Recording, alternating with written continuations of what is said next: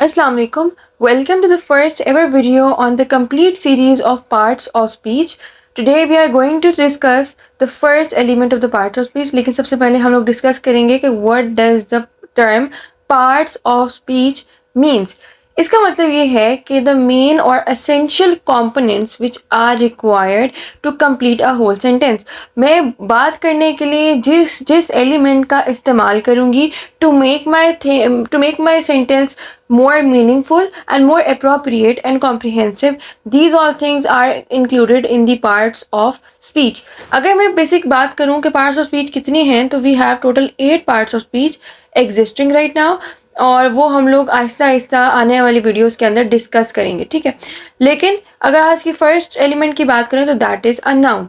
Noun के बारे में हम लोग काफ़ी अच्छे से जानते हैं from the primary level. We discuss के the name of any thing, person, place और a thing is known as a noun.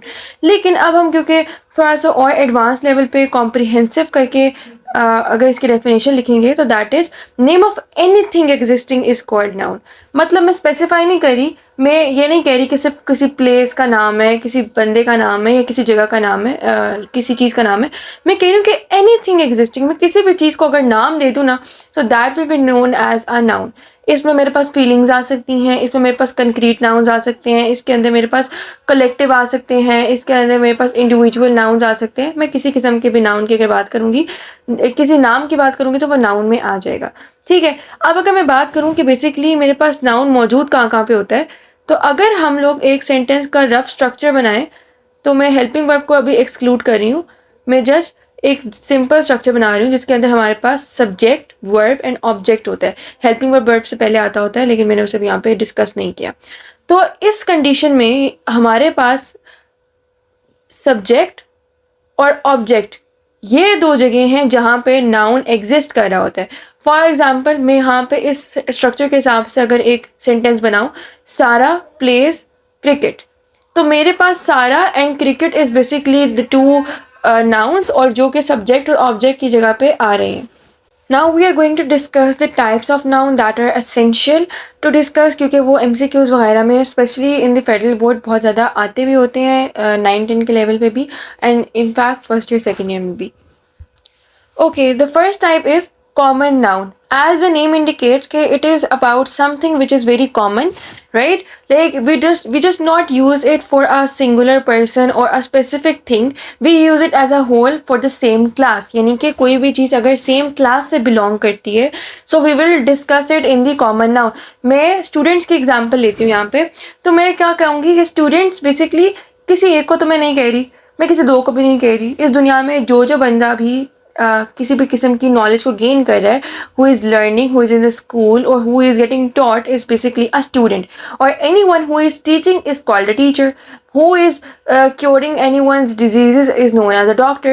So that is not specified for a single person. That will be collectively called for any person जो भी इन तमाम professions में included है. इसी तरीके से और भी बहुत सारी एग्जांपल्स आती हैं. जैसे कि मैं बॉय की एग्जांपल लूँ, तो बॉय कोई एक सिंगुलर पर्सन तो नहीं है, बहुत सारे इस दुनिया में बॉयज़ हैं. सिमिलरली गर्ल्स किसी एक के लिए तो स्पेसिफाइड नहीं है. So first let's discuss the definition. Collective representation of anything or anyone of a same class or kind. बहुत इंपॉर्टेंट बात है कि किसी भी सेम क्लास का होना या किसी सेम काइंड का होना और उनकी कलेक्टिव रिप्रेजेंटेशन को हम लोग बेसिकली कॉमन नाउन कहते हैं. Now let's see some examples. Girls, boys, class, teachers, table, country, city, etc. These all are the examples of the common noun. I cannot relate them to a specified thing or a specified person. It can be meant for anyone who is having the same gender of a girl or who has the same profession of a teacher, right? इसी तरीके से और भी बहुत सारी examples होती हैं. Now let's move towards the next type. Now we have the proper noun. Proper noun is the total opposite of the common noun. Common noun हम लोगों ने कहा था कि किसी एक पर्सन के लिए स्पेसिफाई नहीं होता, किसी एक चीज़ के लिए स्पेसिफाई नहीं होता. फिर proper noun is specified for a single person और अ प्लेस.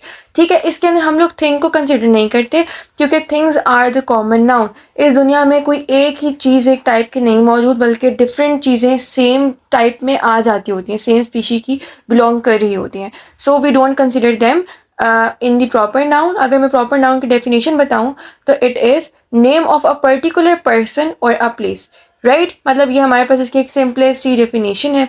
अगर मैं इसमें इसकी एग्जांपल्स लूँ तो इसकी एग्जांपल्स हैं सारा, अली, पाकिस्तान, लाहौर। इस तरीके से आप किसी का भी अगर नाम लेते हैं तो ऑब्वियसली उसके नाम का एक ही पर्सन होता है, ठीक है। अब आप लोगों के दिमाग में आ रहा होगा कि सारा तो इस दुनिया में बहुत से लोगों का नाम है, अली बहुत सारे लोगों का नाम है, तो इसमें बेसिकली हम लोग एक सिंगुलर पर्सन की बात करें ना। हम ये तो नहीं कह रहे कि इस दुनिया में जितने भी साराज हैं या सारे अलीज वगैरह हैं वो सारे एक जगह पे हम लोगों ने इकट्ठे कर दिए हैं, उनकी ग्रुपिंग करें।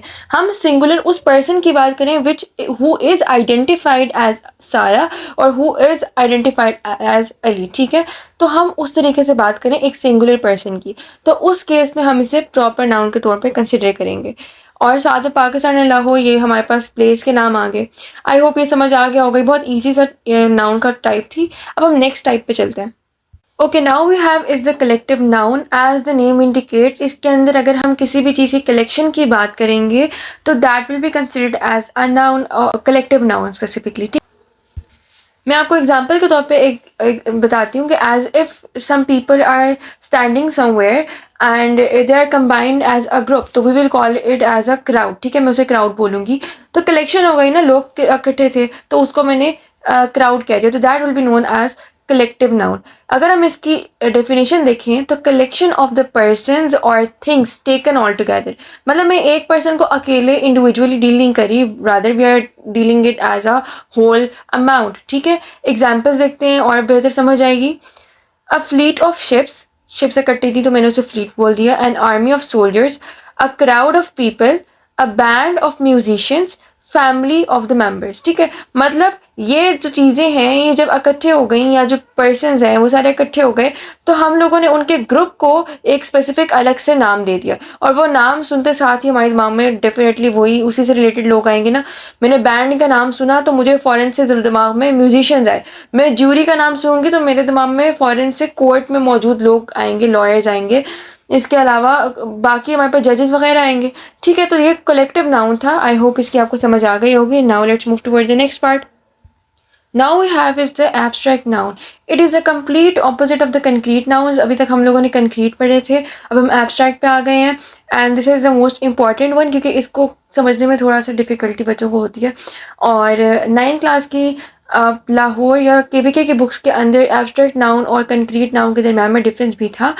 abstract noun की अगर मैं बात करूँ तो it is basically the any state और any thing which can not be scene. इसमें हमारे पास इमोशंस आ सकते हैं, स्टेट आ सकती है, ठीक है। इसके अलावा हम अगर किसी और चीज़ के बारे में बात करें तो क्वालिटी भी हम लोग ला सकते हैं, मैं इसे क्वालिटी भी बोल सकती हूँ, ठीक है। तो अगर मैं इसकी डेफिनेशन आपके सामने रखूँ तो that is name of any quality, action और a state which can not be seen, ठीक है। इन चीज़ों को हम नहीं देख सकते। मैं क्वालिटी किसी की नहीं देख सकती, मतलब मैं अपेरेंटली नहीं देख सकती, मैं उसके बोलने में उसके मोरल्स से ज़रूर देख सकती हूँ, but I can not see it in a physical form.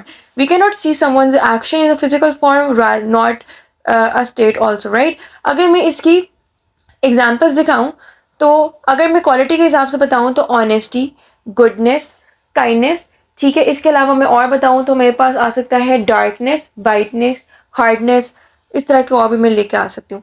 Hatred, hatred is someone's state, like I it's someone's emotions कि I hate someone, तो it cannot be seen physically around me कि whether I'm just hating someone or not, वो मेरे दिमाग के अंदर की चीज़ है।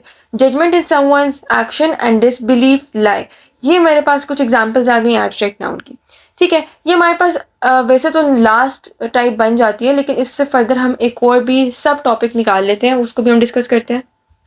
Now we are going to discuss countable nouns and uncountable nouns, ठीक है। इन दोनों को हम इकट्ठे डील करेंगे क्योंकि ज़ाहिर है एक दूसरे के बिल्कुल ऑपोजिट है, एज ए नेम इंडिकेट्स। इन दोनों के अंदर हम काउंटिंग से रिलेटेड बात करेंगे। काउंटेबल नाउन्स कौन से होते हैं? जिनको हम काउंट कर सकते हैं, like by just numbering them, ठीक है, हम उनको काउंट कर सकते हैं। While the uncountable nouns can not be counted, ठीक है। डेफिनेशंस भी डेफिनेटली इसी से रिलेटेड होंगी कि countable nouns are the nouns which can be counted and while uncountable nouns are the nouns which can not be counted. Examples के through और अच्छे से समझ आएगा। अगर मैं एग्जाम्पल दूँ काउंटेबल नाउन्स की तो that is pens, books, apples, any kind of fruits, any kind of vegetables, कोई भी चीज़ जो कि फिजिकली मेरे सामने इंडिविजुअली अलग अलग मौजूद है और मैं उसको 1 2 3 4 करके काउंट कर सकती हूँ, तो वो सारा कुछ काउंटेबल के अंदर आता है। वाइल अगर मैं अनकाउंटेबल की एग्जाम्पल्स दूँ तो Honey, sugar, rice, abstract nouns बहुत इंपॉर्टेंट चीज़ है, सबसे डिफरेंट है।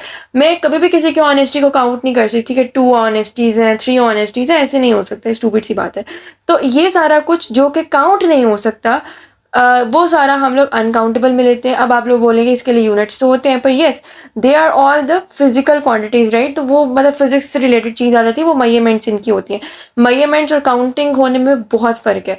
तो हम इन्हें काउंट नहीं कर सकते, इनको मेजर कर सकते हैं, वाइल इनको हम काउंट कर सकते हैं। आज की हमारी जो वीडियो थी इसके अंदर हम लोगों ने सारे पार्ट्स ऑफ स्पीच में नाउन को फर्स्ट ऑफ ऑल डिस्कस किया था और उनकी सारी टाइप्स को डिस्कस किया था। First we discuss common noun, then proper, then collective, abstract and then countable and uncountable. I hope आपको समझ आई होगी। अगर किसी चीज़ में भी कंफ्यूजन है तो feel free to ask that in the comment section, we will definitely reply you. Keep supporting us, we will come back with another video. Till then, अल्लाह हाफिज़।